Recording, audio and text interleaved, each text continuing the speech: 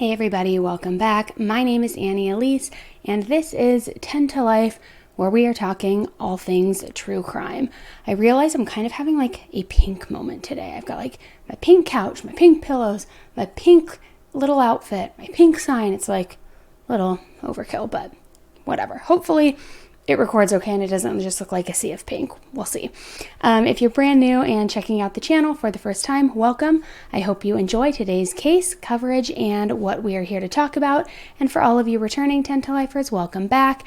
As always, I am so happy to have you guys here with me today. So recently in the private 10 to Life Discord group, I had mentioned that I feel like there has been a huge uptick in family on family crime lately.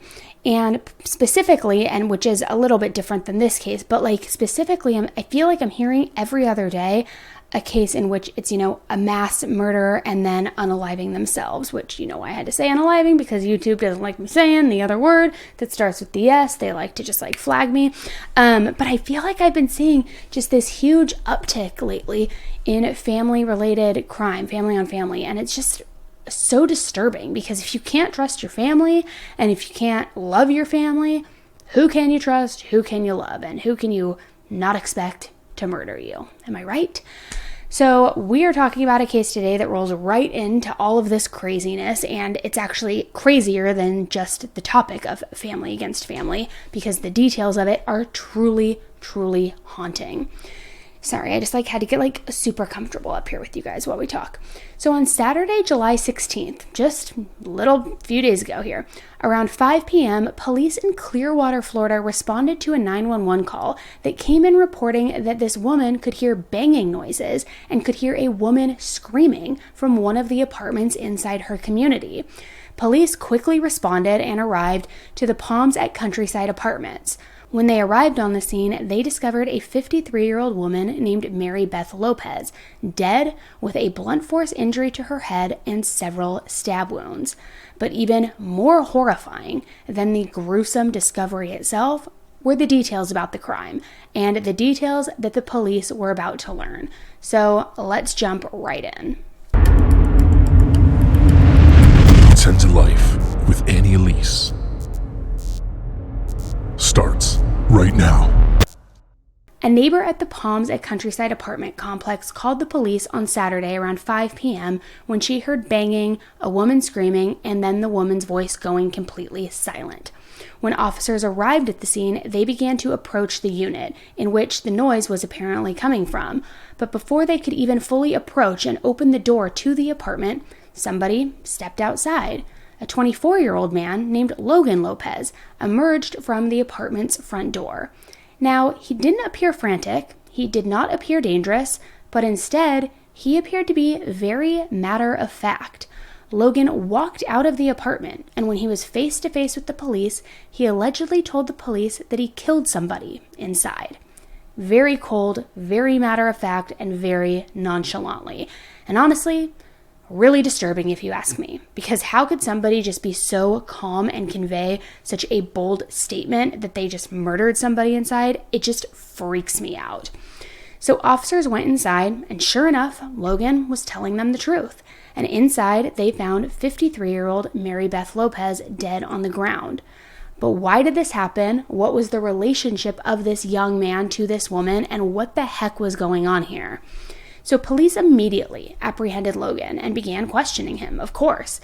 And just like his very open and honest admission he greeted the police with at the apartment upon entry, Logan was about to spill everything.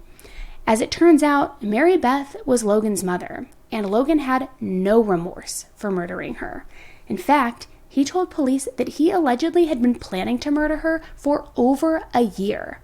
Not only planning to take her life, but planning it in such detail, down to the exact day and time that he was going to execute this master plan of his. If that doesn't give you the chills, I don't know what does. So the apartment in which this gruesome crime took place belonged to Logan. Mary Beth didn't even live there.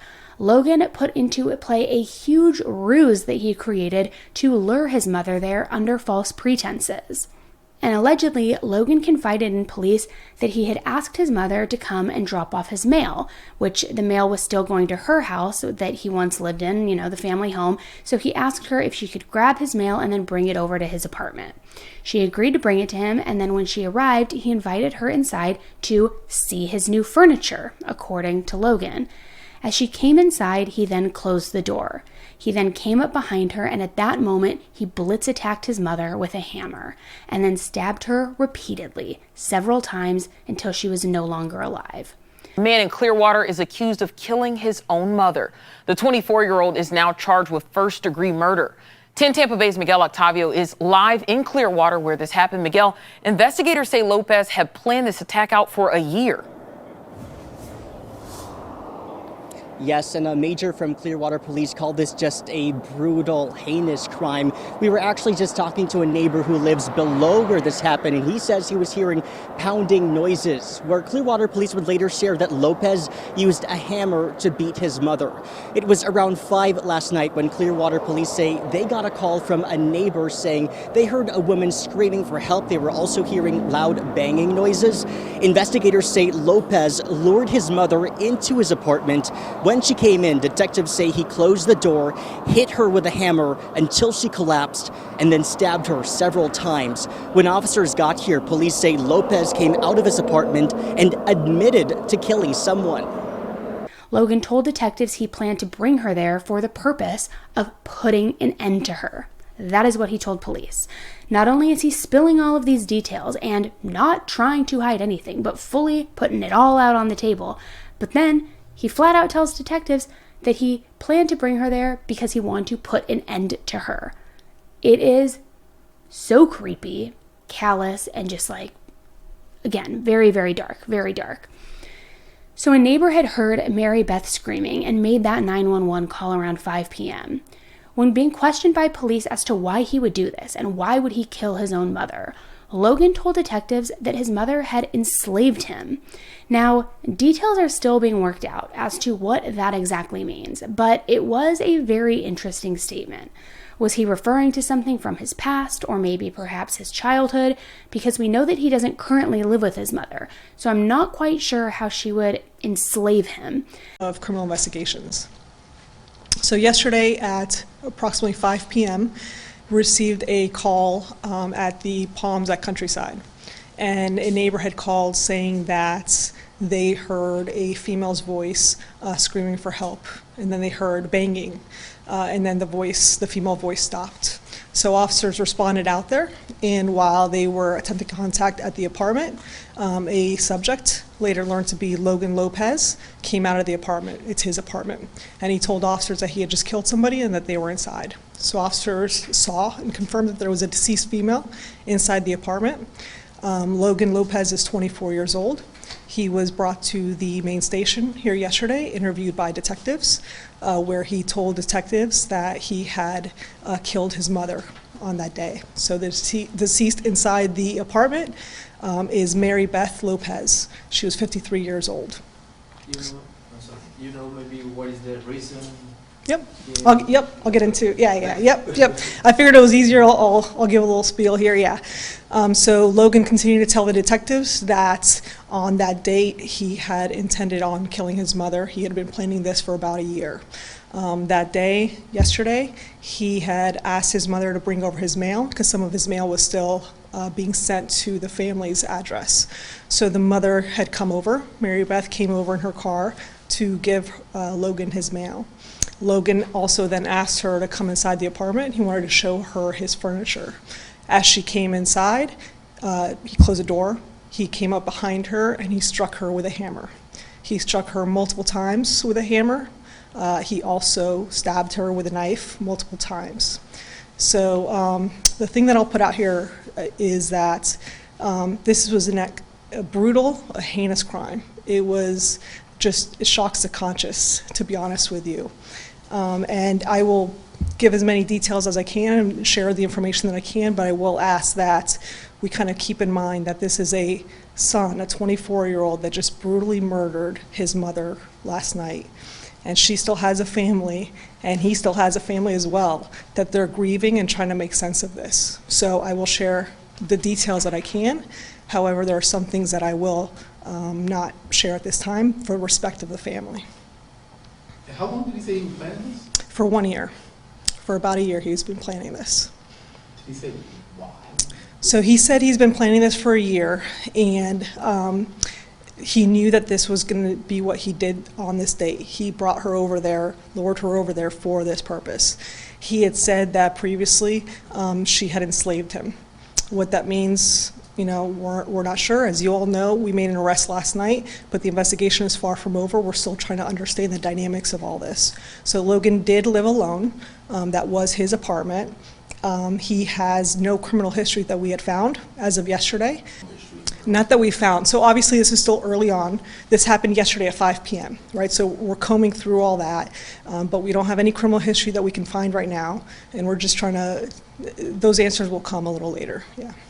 You're not a psychologist, so I'm not sure you can answer this, but like, I guess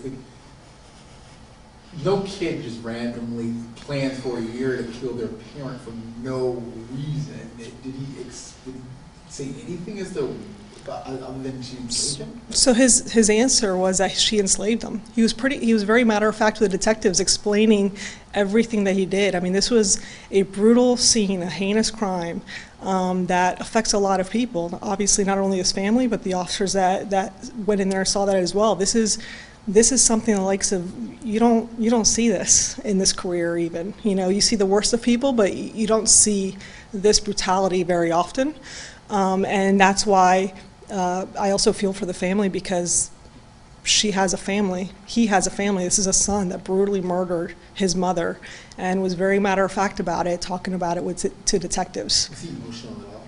So I don't have those answers that I'm not sure of, but he was very forthcoming with him luring his mom there on that date for this purpose, and that his intent was to do this for a year. Logan planning her death. Mm-hmm. Was he like in a sober state of mind? He was when detectives spoke with him. He gave no indications that he was under any influence of anything, and yeah, he was just very matter of fact. Do we know the amount of times he struck her with the hammer or stabbed? Multiple. It was very brutal. We don't have an exact figure. The autopsy was being conducted today, but it was a very brutal scene. Yes. Have witnesses? Did they even notice maybe a behavior prior to this happening? So those are all the answers that we'll get to once we speak more in depth. What we know is that several neighbors had heard the screaming of a female, and that's what got us called there. They heard screaming, they heard banging, and then the screaming stopped. And it seems like it sounds like he was going to be up forward anyway. It sounds like, because did he call? I'm sorry, say that again? Did he end up calling 911 too? Or? He did not. I don't have that information, but I don't believe so. So neighbors called 911. Officers responded there, and as we're trying to piece all this together and figure out what apartment we're going to and all that, he comes out and speaks to the officers. It seems like he was just saying this, he wanted to do this, and when everyone knew that he did this, he didn't. So I don't know what was in his mind in that aspect of it, but clearly, like I said, this is just a very difficult case for everybody involved. You don't see this very often, even in law enforcement. You don't come across this very often, and I think it's very natural that we all want to find reasons for it and answer the why, and I'm sure nobody wants that more than the family. And sometimes we may not have an answer as to why, but what we will do is we'll be able to dive deep into who Logan is and what happened preceding this. And those answers I don't have today, but that is part of the investigation that we're going to be looking into. So one last thing I will say is the family knows obviously that this information will be released with Logan's arrest. They know that it's public. They know that you all have this information. They know that we're doing this right now. I will ask that you guys respect their privacy. They don't want to speak to anybody. I can't even imagine what they're going through right now. I really can't. But like I said, I'll try to answer any and all questions that you guys have just to shield them, so to speak. Do we know if he was the only child of her? He's not the only child. That's what I mean. There's more people affected by this, right? This is brutal, this is heinous, this is horrible, but there's a whole family impacted. And do they all live here in town? I don't know if I don't know everybody, but the family structure is here. But I don't have an answer as to everybody in the family where they're at. But there are local family. However, it also is worth mentioning that the mother allegedly does have a record and apparently had been arrested for arson several decades ago. The details of that arrest, I believe she had other charges and then she pled guilty to the arson charge and served time for that. I don't know, all of the details. I'm trying to sort it all out. But apparently she doesn't have, the best past. Not a past that warrants being murdered by your own son, but still apparently a past nonetheless. So I wanted to mention it. So this also appeared to be a crime that nobody saw coming. Logan reportedly had no criminal history, none whatsoever. However, he was previously Baker Acted after an incident with another family member of his in Tampa, Florida. Now, for those of you who aren't familiar, the Baker Act is a Florida law that enables families and loved ones to provide emergency medical health services and temporary detention because of people who are impaired of a mental illness that they are suffering from and who are unable to determine what their needs are for treatment. It allows you to be Baker Acted so then the family can determine the need for treatment. So the details of that incident that happened with Logan and his other family member have not yet been released, and I've seen mixed reports that it happened a year ago, but I'm also seeing some reports that it happened as recently as this last February. So still trying to collect all of the accurate information there. So 24-year-old Logan faces 1 count of first-degree murder and remains locked up at the county jail. And the available records do not show any bond amount or that an attorney has been retained. Now, the amount of evil in someone to plan and plot murdering your own mother for a year and then luring her to your apartment where she thinks she is just doing a good deed and delivering you your mail, then you savagely attack her and kill her. I've said it before when there have been crimes like this where it's so personal. How do you even wrap your mind around putting yourself in the victim's shoes for a moment and being in that moment when she's attacked from her son and he's taking her life, wondering why? Why are you doing this to me? I love you. Why are you hurting me? It breaks your heart. It breaks mine. It breaks mine at least. So there is still a lot to uncover here. I would imagine, just my guess here, and again, I'm not a medical expert, I'm not a detective, but my guess would be that he is still suffering from some sort of mental illness and that was the driving factor here. But at the same time, and again, I don't know, maybe correct me in the comments if I'm wrong, if he had been plotting and planning this for a year, I don't think it was a psychotic break or anything. So was he must have been so ill and had these thoughts for so long, regularly and on a consistent basis. Does that really equate? And if he was Baker Acted, especially as early as this last February, that means that was in the middle of him having these thoughts and planning this murder. So even if he hadn't confided into the experts that he was planning and plotting it, could they have intervened it just given his mental state in general? I don't know. I have a lot of questions. So it's going to be really interesting to see what comes out of this, what Logan continues to share, what we learn about their history, their relationship, the dynamic between the two of them. Was this calculated in retaliation for something, or was this a heartless, savage kill because he was mentally unstable? Let me know what you guys think in the comments below, and I'll keep you updated because I'm going to keep my eye close on this one. I can't believe there has been such a huge surge out there in family on family crime. But again, especially with the whole murder unaliving, it's just, I feel like everywhere I turn, I'm hearing about it. It's 3 kids here, 2 kids here, 4 kids there, the parent, then the other parent. It's just oh my God, it's awful. So anyways, I'm going to keep you guys updated. Let me know what you guys make of this case in the comments below. Do you think that there is some sort of weird relationship? Do you think that there's hostility? Why did this happen? And oh God, it's just horrible. It's horrible. And the fact that he was just so callous to have even said, I wanted to put an end to her. I've been planning this for a year, down to the very detail, to the time, to the date, to everything. It's unreal. It's unreal. All right, guys, thanks for tuning in today. I know it was a quick one. I have so many more on the docket coming to you this week, so make sure, if you haven't done so, subscribe by hitting that subscribe button below and turn the notification bell to on so that you get notified when I post those new case videos. And they are going to be some long ones. A lot of you have been requesting for ones that are 45 minutes to an hour. The ones that are coming later this week, are those, because they are big, big, big cases and we have a lot to talk about. All right, guys, please also don't forget to give this video a thumbs up on your way out to support the channel, and we will talk again very, very soon. Until the next case, stay safe. Bye.